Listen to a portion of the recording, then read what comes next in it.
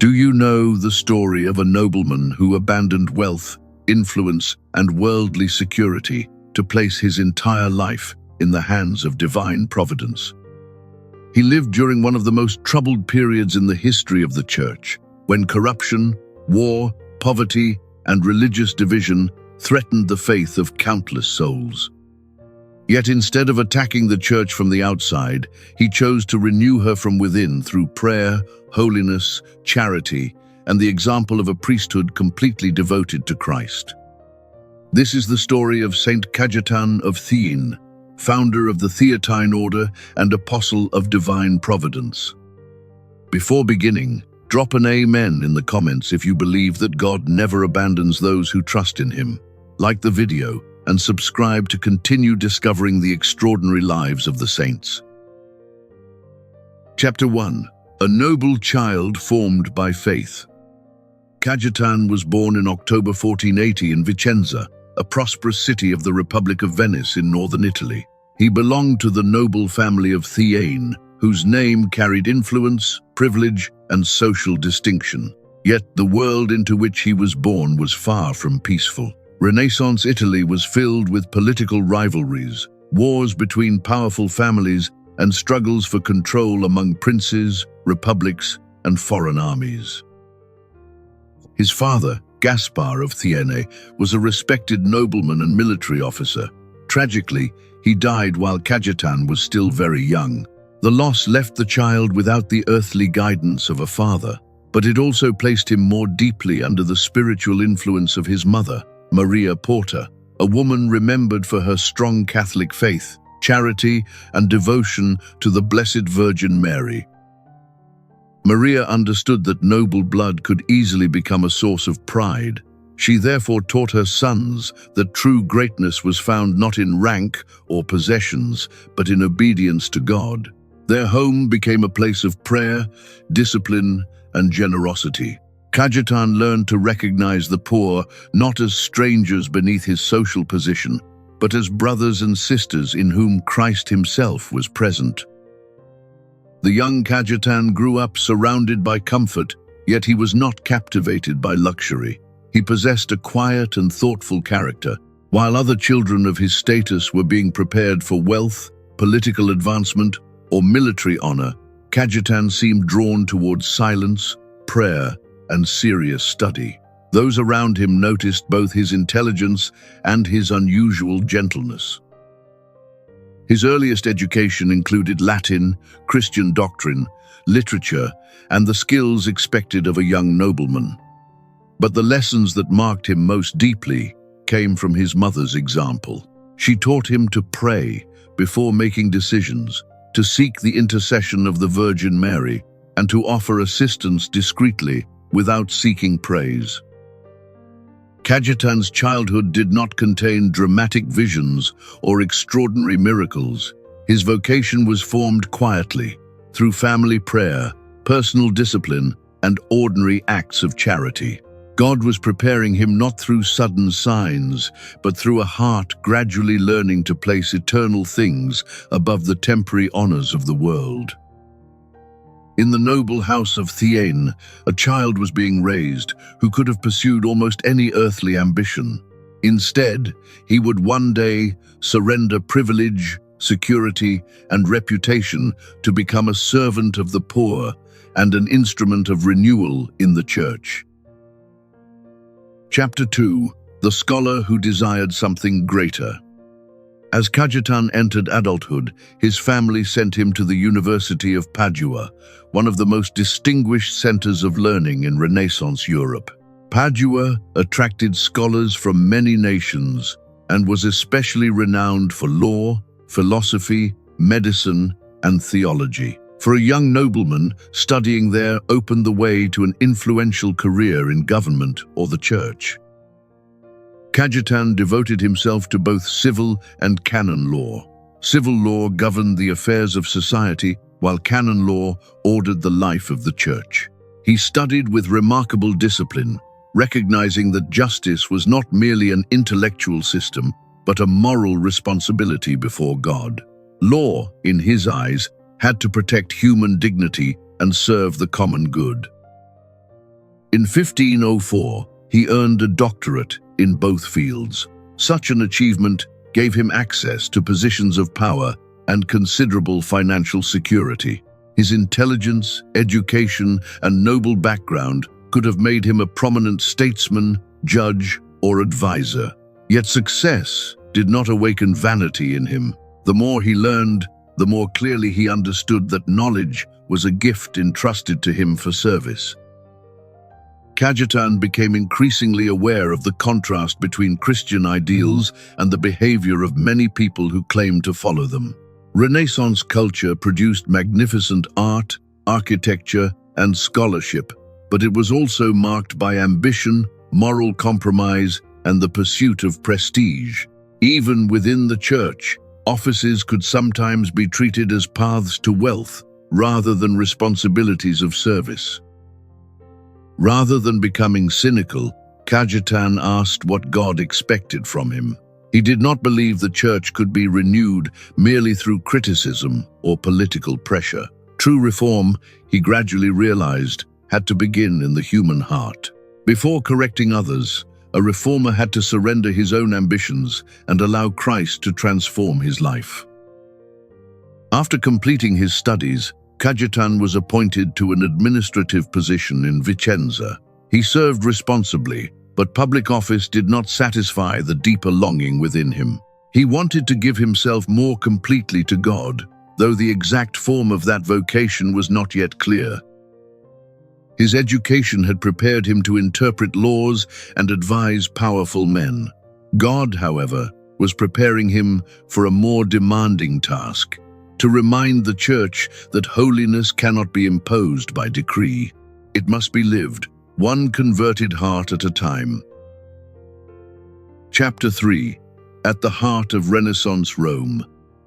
In 1506, Cajetan traveled to Rome, where his legal expertise brought him into the service of Pope Julius II.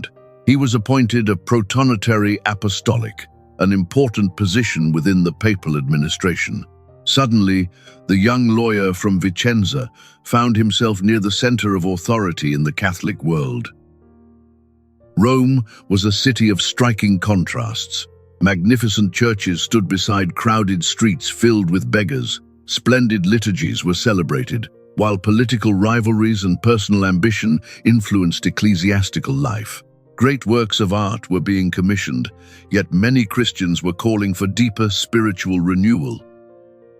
Cajetan witnessed both the holiness and the weakness present within the church. He met faithful priests and dedicated servants of God, but he also saw clerical luxury, negligence, and the temptation to treat sacred offices as sources of prestige. These experiences did not destroy his love for the church. Instead, they made that love more demanding. While carrying out his duties, Cajetan joined the Oratory of Divine Love, a fraternity of priests and laymen committed to prayer, personal reform, and service to the poor. Its members believed that the renewal of the church had to begin with deeper union with Christ. Their guiding spirit was simple: before reforming institutions, reform oneself. Within this community, Cajetan's vocation became clearer. He spent long hours in prayer and participated in charitable work among the sick and abandoned. The life of the papal court increasingly appeared temporary beside the suffering of ordinary people and the eternal value of the sacraments. He began preparing for the priesthood, but not with haste. Cajetan understood the priesthood as a sacred responsibility that demanded complete interior surrender. He feared approaching the altar without being spiritually prepared to carry the mystery entrusted to him. Rome had offered him influence, honor, and access to powerful men. Yet within that city, Cajetan discovered that God was calling him away from worldly advancement. His true mission would not be to build a career inside the church, but to help restore the church's spiritual heart. Chapter 4. A priest at the altar and among the poor. Cajetan was ordained a priest in 1516, when he was approximately 36 years old. Though he had long desired to serve God, he approached the priesthood with profound humility. According to tradition, he delayed celebrating his first Mass for several months because he felt unworthy to stand at the altar and hold the body of Christ in his hands. When he finally celebrated Mass on Christmas Eve at the Basilica of St. Mary Major in Rome, the event became a decisive moment in his spiritual life. The mystery of the Incarnation, the Son of God becoming poor and vulnerable, revealed to Cajetan the path he must follow. The Christ present in the Eucharist was the same Christ waiting to be served in the sick and the forgotten. After leaving Rome, Cajetan returned to Vicenza, where he became involved in a confraternity dedicated to caring for incurably ill patients. Some members of his own social class were surprised that a nobleman and highly educated priest would perform such humble work. Cajetan was not concerned with their judgment. He had chosen to seek Christ where suffering was greatest. He washed the sick, comforted the dying, listened to confessions, and brought Holy Communion to those unable to attend Mass. He understood that illness could wound not only the body, but also the spirit. Many patients suffered from loneliness, fear, and the belief that society had abandoned them. Cajetan later continued similar work in Verona and Venice. Hospitals of the period were often crowded, poorly supplied, and dangerous. Epidemics could spread rapidly, and those who cared for patients risked their own lives. Yet Cajetan entered these places willingly, convinced that priestly ministry could never remain distant from human misery. At the same time, he encouraged Catholics to receive the sacraments more frequently. In an age when many approached Holy Communion only rarely, Cajetan taught that the Eucharist was not a reward for the perfect, but nourishment for those sincerely seeking holiness. Confession and communion, received with proper preparation, could renew both individual souls and entire communities. His priesthood united altar and street, contemplation and service. Cajetan did not merely preach charity. He touched wounds, entered hospitals, and knelt beside the dying. Through him, many discovered that the mercy of God was not an abstract teaching, but a living presence that came close to them in suffering. Chapter 5. The birth of the Theatine Order. As Cajetan served the poor, he became increasingly convinced that lasting reform required holy priests. Laws could correct abuses, and councils could issue decrees, but the faithful needed shepherds whose lives reflected the gospel they preached. Without personal conversion among the clergy, institutional reform would remain incomplete. Cajetan shared this vision with several companions, most notably Giovanni Pietro Carafa, Bishop of Chieti and future Pope Paul IV. They dreamed of a community of priests who would combine the discipline of religious life with active pastoral ministry. These men would not withdraw entirely from the world, but would work within cities, parishes, hospitals, and places of urgent spiritual need. In 1524, Pope Clement VII approved their new congregation, officially known as the Congregation of Clerics Regular. Because Carafa was Bishop of Chieti, called Theat in Latin, the members became popularly known as Theatines. The founders made solemn commitments to poverty, chastity, and obedience. Their poverty was especially radical. The community would possess no fixed income and would not publicly beg for support.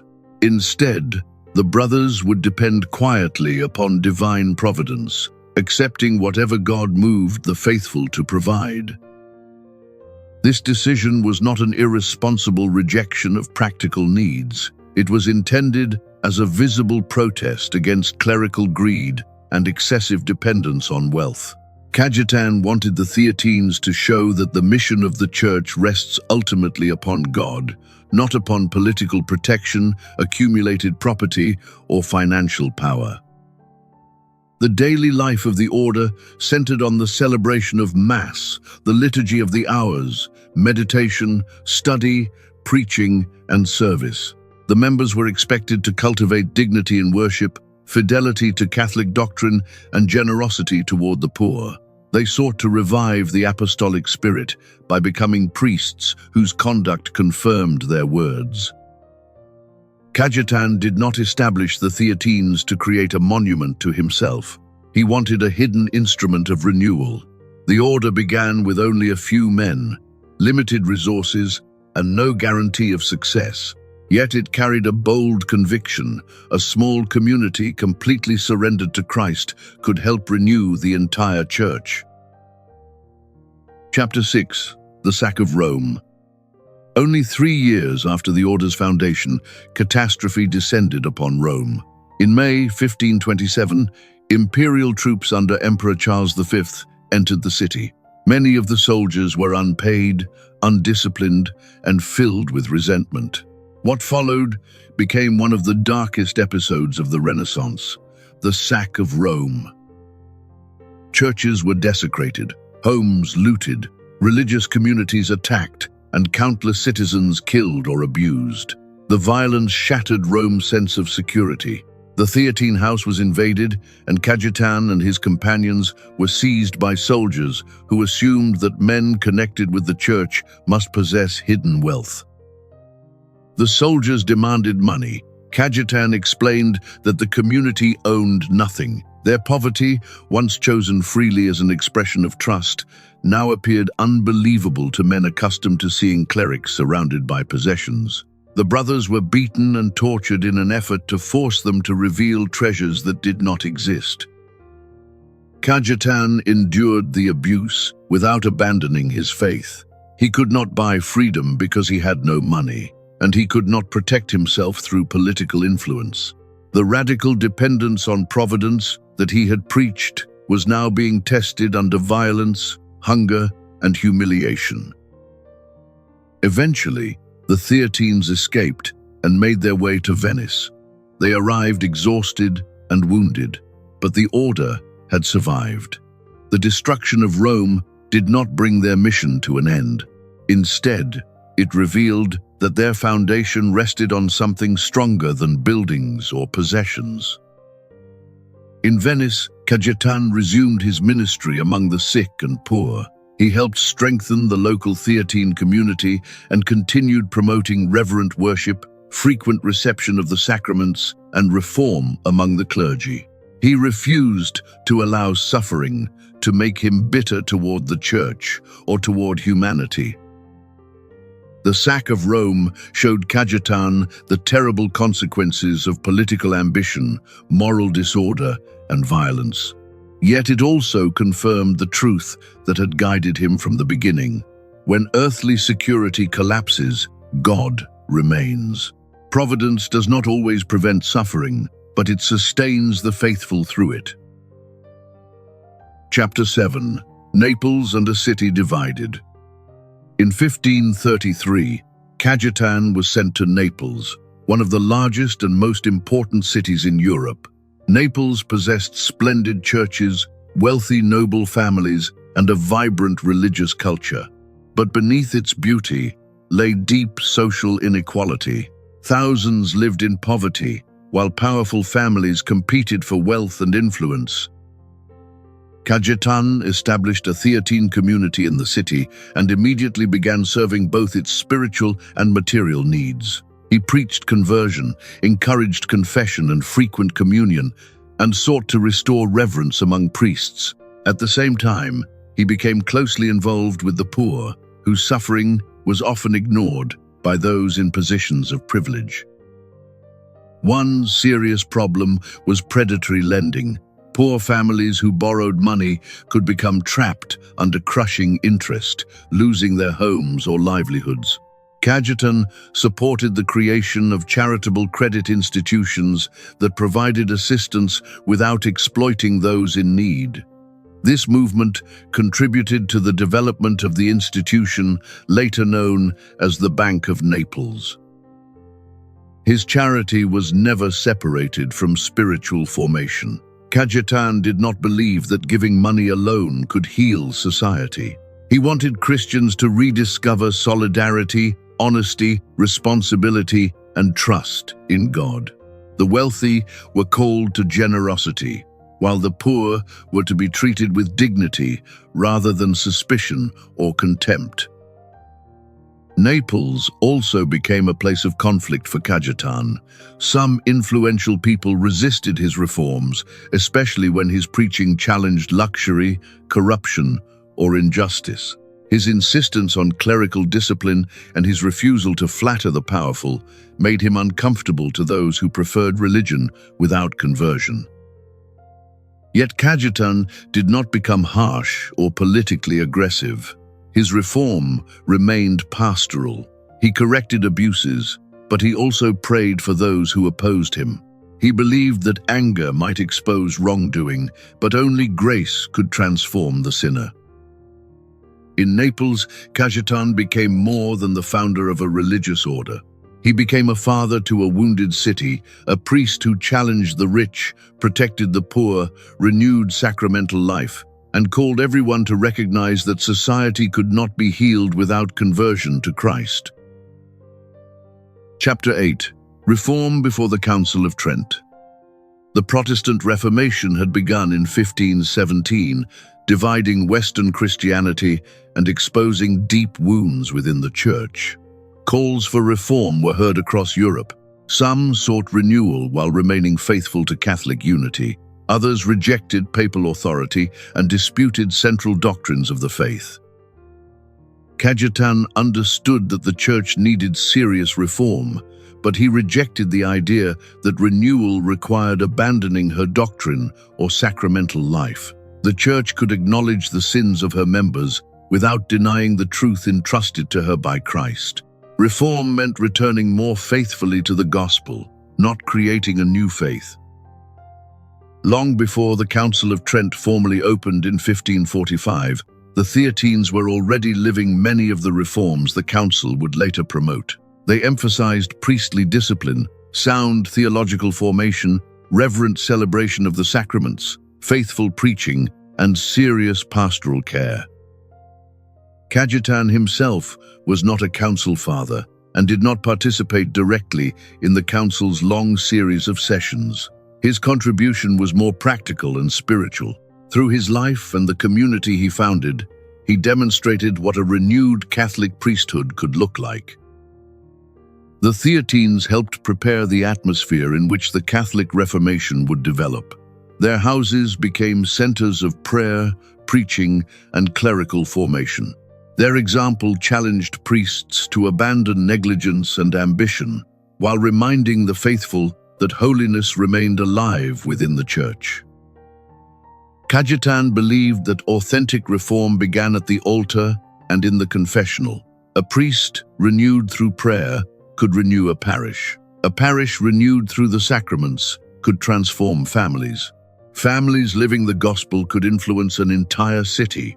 Reform, therefore, moved outward from personal conversion. He did not live to see the conclusion of the Council of Trent in 1563, yet his ministry helped embody its deepest pastoral vision, a church faithful to doctrine, purified in discipline, centered on the Eucharist, and served by priests whose lives belonged completely to Christ. Chapter 9. The Cost of Trusting Providence. Cajetan's confidence in Providence did not make his life easy. The Theatine communities frequently experienced hunger, uncertainty, and material hardship. Because they possessed no secure income, each day required renewed trust. At times, there was barely enough food for the brothers, or for the poor who came seeking assistance. Some people criticized this way of life as unrealistic. Others believed that a religious community needed wealthy patrons and permanent resources to survive. Cajetan acknowledged the practical difficulty, but he feared that financial security could slowly replace dependence on God and compromise the freedom of the order. He never taught that Christians should avoid work or reject prudent planning. His trust in providence was not passivity. Cajetan labored tirelessly, organized charitable institutions, administered communities, advised clergy, and responded actively to suffering. But after doing everything possible, he surrendered the results to God. This distinction became central to his spirituality. Trusting God did not mean expecting miracles while refusing responsibility. It meant working faithfully, without allowing fear to become master of the heart. Human effort was necessary, but it could never become an idol. Cajetan often experienced providential assistance arriving at the moment of greatest need. Food, money, or support would be offered unexpectedly by benefactors.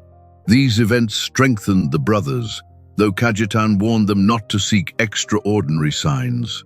The greatest miracle was the peace given to those who depended on God. His own austerity remained severe. He ate little, slept simply, and refused comforts that seemed unnecessary. Yet he did not glorify suffering for its own sake. Poverty had value only when it freed the heart to love God and neighbor more completely. Through years of uncertainty, Cajetan became known as a man of unshakable confidence. His life taught that providence does not promise wealth, comfort, or freedom from trial. It promises that no suffering is meaningless when placed in the hands of the Father. Chapter 10. His Final Offering. By 1547, years of fasting, travel, illness, and relentless ministry had weakened Cajetan's body. He was now 66 years old, an advanced age for a man who had endured imprisonment, violence, epidemics, and constant labor among the poor. Naples itself was troubled by political and social unrest. Cajetan grieved over conflict within the city and continued praying for reconciliation. According to tradition, the suffering caused by civil discord weighed heavily upon him. Even as his health failed, he remained concerned not for himself, but for the people entrusted to his care. His fellow Theatines urged him to rest. They offered him a comfortable bed, hoping to ease his pain. Cajetan refused and asked instead to lie upon ashes placed on the floor. He wished to die in the poverty he had embraced and in union with Christ, who had possessed nowhere to lay his head. This final act was not a rejection of human dignity, nor an attempt to display holiness. Cajetan had spent his entire life surrendering privilege. At death, he wanted nothing between himself and the Lord, not comfort, status, possessions, or earthly attachment. He received the sacraments and prayed with the brothers gathered around him. The man who had taught others to trust providence now faced the final surrender demanded of every Christian. Death was the moment in which he placed not merely his possessions or plans, but his very life into the Father's hands. On the 7th of August 1547, Cajetan died in Naples. His passing was peaceful, but the sorrow throughout the city was profound. Priests, nobles, laborers, widows, and the poor mourned the loss of a man who had served them without distinction. Cajetan left behind no fortune and no political empire. He left a community of priests, institutions of charity, renewed devotion to the sacraments, and an example of radical confidence in God. The nobleman who had abandoned worldly security died, possessing almost nothing and yet spiritually enriching thousands. Chapter 11. Canonization and a Legacy of Hope. After Cajetan's death, devotion to him spread rapidly, especially in Naples, Vicenza, and among the communities served by the Theatines. People remembered his humility, his care for the sick, and his confidence in God during times of poverty and danger. Reports of favors and healings obtained through his intercession began to circulate. The faithful prayed at his tomb, asking his help in illness, financial distress, family difficulties, and spiritual trials. His reputation as an advocate of those in need grew steadily. Pope Urban VIII beatified Cajetan in 1629. Several decades later, on the 12th of April 1671, Pope Clement X canonized him together with other great saints of the Catholic Reformation. The Church officially recognized that his life had displayed heroic virtue and that he now shared in the glory of heaven. Saint Cajetan became especially associated with trust in divine providence. In many countries, he came to be invoked by workers, job seekers, and unemployed people. Those facing poverty or economic insecurity found in him a saint who understood both material need and the spiritual struggle against fear. His feast is celebrated on August 7, the anniversary of his death. Devotion to him became particularly strong in Italy, Spain, Argentina, Brazil, and other parts of Latin America. Churches, parishes, hospitals, and charitable institutions were placed under his patronage. The Theatine Order continued his mission, serving the Church through preaching, education, parish ministry, scholarship, and the formation of priests. Though the order never became one of the largest religious communities, its influence on Catholic reform extended far beyond its numbers. Saint Cajetan's lasting message is not that God will always give us what we desire. It is that God remains faithful, even when every earthly support disappears. His life continues to ask each generation a difficult question. When security fails, do we truly believe that the Father still holds us in his hands? Chapter 12. Prayer to Saint Cajetan of Thiene. O glorious Saint Cajetan, faithful servant of Christ and apostle of divine providence, you abandoned wealth, prestige, and security because you believed that God alone was sufficient. Teach us to entrust our lives to the Father with the same confidence, especially when the future appears uncertain and fear enters our hearts. You who lived among the poor and recognized the face of Jesus in the sick, intercede for all who lack food, shelter, medicine, or the necessities of daily life. Move the hearts of those who possess abundance, that no suffering person may be forgotten or treated without dignity. Saint Cajetan, patron of workers and the unemployed, remember all those searching for honest work. Pray for parents unable to provide for their families, for young people facing an uncertain future, and for those who have lost hope after repeated rejection. Ask God to open the right doors and strengthen them while they wait. Faithful reformer of the clergy, intercede for the priests of the Church. Protect them from discouragement, ambition, isolation, and temptation. Help them remain close to the Eucharist, faithful to Catholic teaching, compassionate in the confessional, and generous in serving the people entrusted to them. Obtain for the whole Church a spirit of authentic renewal. May reform begin not with accusation, pride, or division, but with personal conversion. Teach clergy and laity alike to seek holiness, to love truth, to defend the vulnerable, and to remain united to Christ and his Church. When our plans fail and earthly security disappears, remind us that Providence has not abandoned us. Give us courage to work faithfully, wisdom to act prudently, and humility to surrender what we cannot control. May anxiety never overcome our trust in the loving care of the Father. Saint Cajetan, accompany us in every necessity and lead us closer to Jesus. Through your intercession, may we live with generous hearts, serve those in need, persevere through every trial, and one day share with you the eternal joy of heaven. Saint Cajetan of Thiene, pray for us. Amen.